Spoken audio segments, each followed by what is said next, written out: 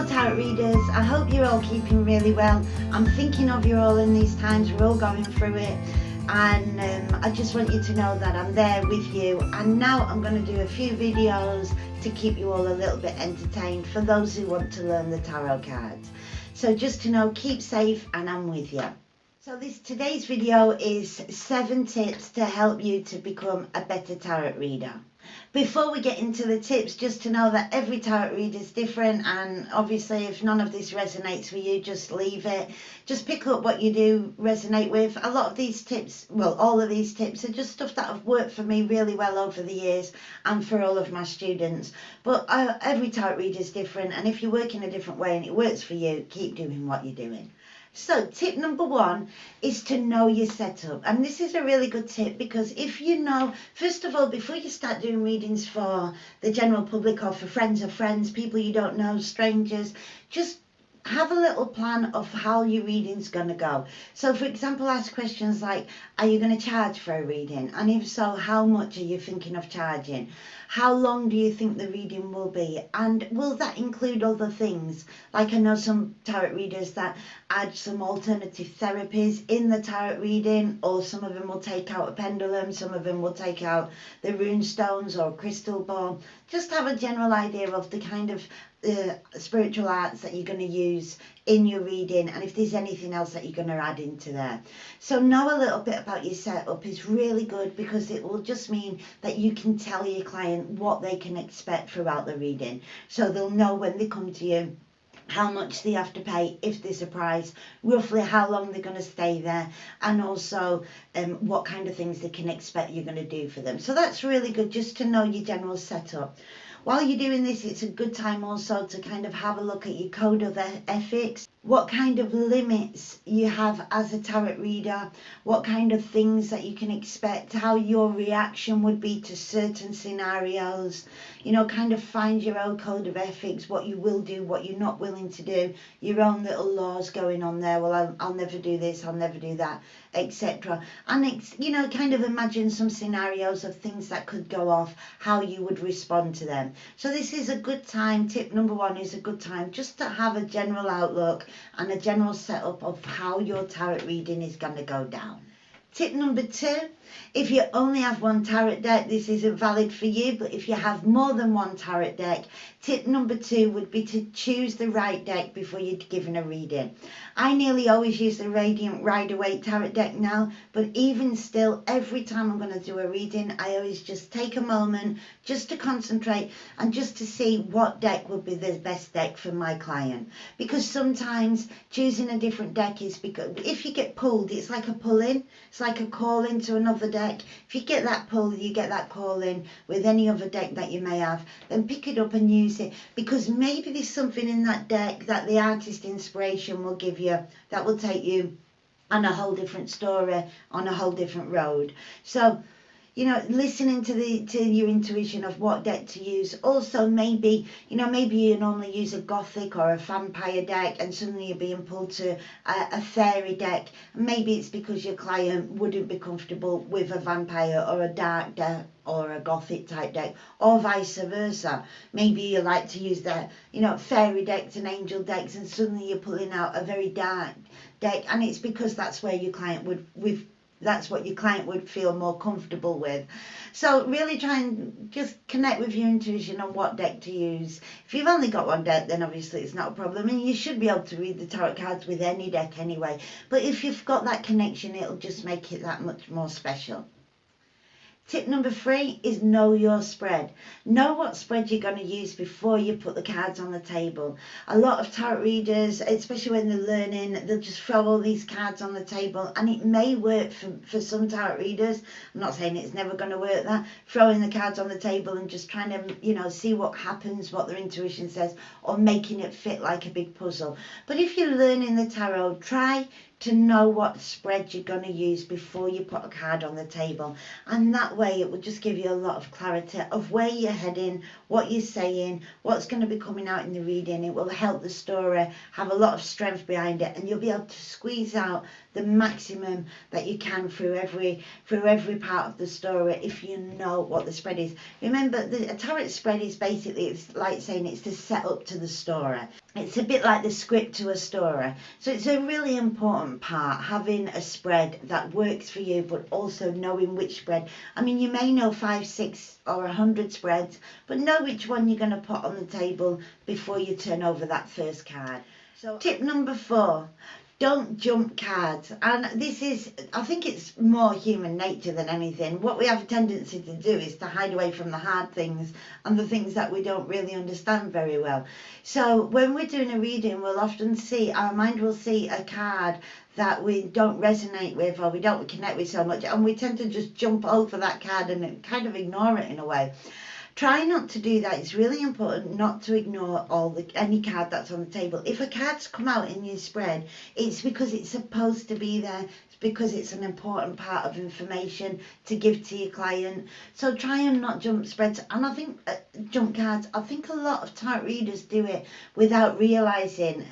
And a good way to a good exercise to kind of stop that from happening is, when you're going to do a reading and you've got the cards on the table, if it's a practice reading or if it's just with somebody you know, just take a moment to stop, close your eyes and ask yourself, in the middle of the reading, and ask yourself, what cards are on the table?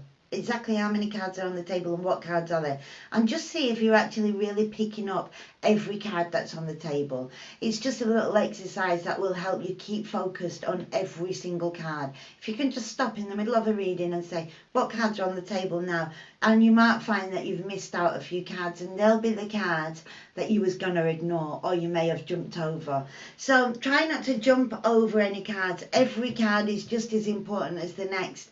And even though you might not resonate with it, even though you might just be in that phase where you're not connected to that card very much, really try to squeeze as much information as you can out of the card. Tip number 5 is to not use words that show a lack of confidence in your reading. So for example, words like maybe, you may be getting married next year, you could be getting married next year, there's a possibility of you getting married next year, well, it looks like there might be a marriage next year. You know, all these kind of words are basically your words of saying, I'm not sure. And that's what you don't want to transmit in a tarot reading, I'm not sure. Instead, try and use words that you're sure of. If you see that marriage, for example, in the reading, say it as it is. Say, yes, I see you're going to get married next year. Yes, I can see the wedding next year. Yeah, I can see this is happening next year. If you don't see it, then be equally as sure in that when you say it. So, for example, say, actually, the cards are not showing me whether you're going to be married next year. The cards are not showing me that wedding. I'm not seeing it. I'm not feeling it. So be sure with that as well. But just give that message across that you know what you're saying. A lot of times this happens when we're practicing the tarot cards. You know, we're studying the tarot cards, and of course at the beginning that's all we really say is, well, I think it's telling me, or I think I'm seeing, or I think this means, or I'm not sure, it could be this, it could be that. We tend to do that a lot when we're studying. And then when we start doing readings for people, we forget to take away them words with question marks on them. We forget to take away them words. So we end up, without realising it, giving a reading that is full of words like it might be, it could be, it maybe, it's a possibility, I'm not sure.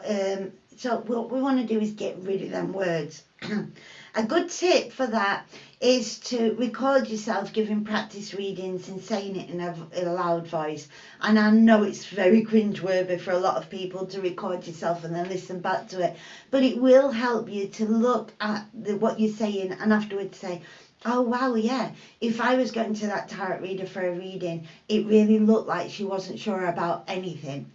So it would just help you to train your way of speaking and not be so unsure when you're giving out a message. Like I said, if there's something you're not seeing and you can't see it, that's fine, but be sure about that. Just say, I'm not seeing that. I'm sorry, I'm not getting the answer for that. Instead of giving things you are sure about in a package that's saying, don't trust me, I don't know what I'm talking about, I'm really not sure about my cards. So just watch the way you speak in a reading. Tip number 6 is not to ask a tarot question in stereo. And this is really important. For example, am I going to stay at my job this year or am I going to leave?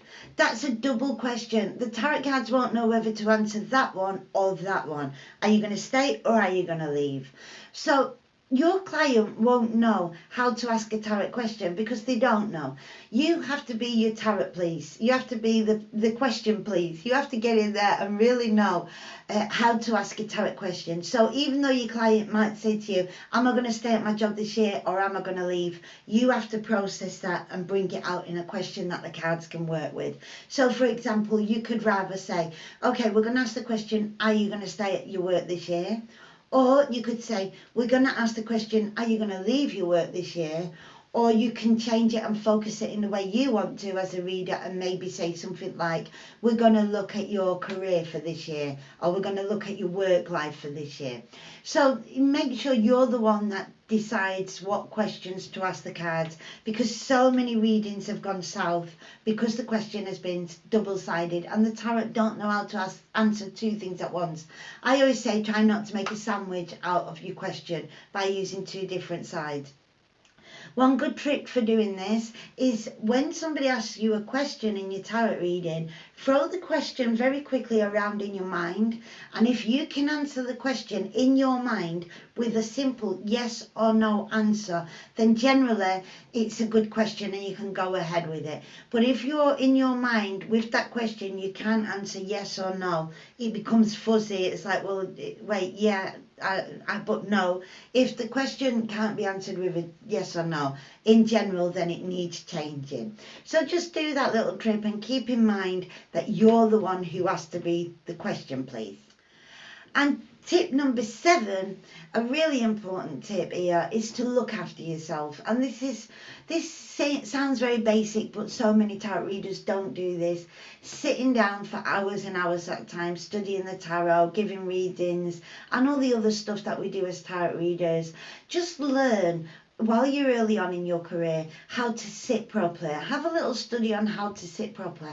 I, for example, I've got a really bad habit of sitting in a really bad way, and over the years that's just destroyed my back. I've got lots of irreparable back problems now, and I know it's because automatically I sit with a curve in my back, and I've had to the last couple of years really learn how to sit properly. I wish I would have learned that years ago. Also, you need to watch yourself, like are you drinking enough fluids, have you got enough water around you, and are you just keeping your body generally healthy. So have a look at your work environment, where you normally do the cards, and try and keep yourself as healthy as possible. Also your mindset.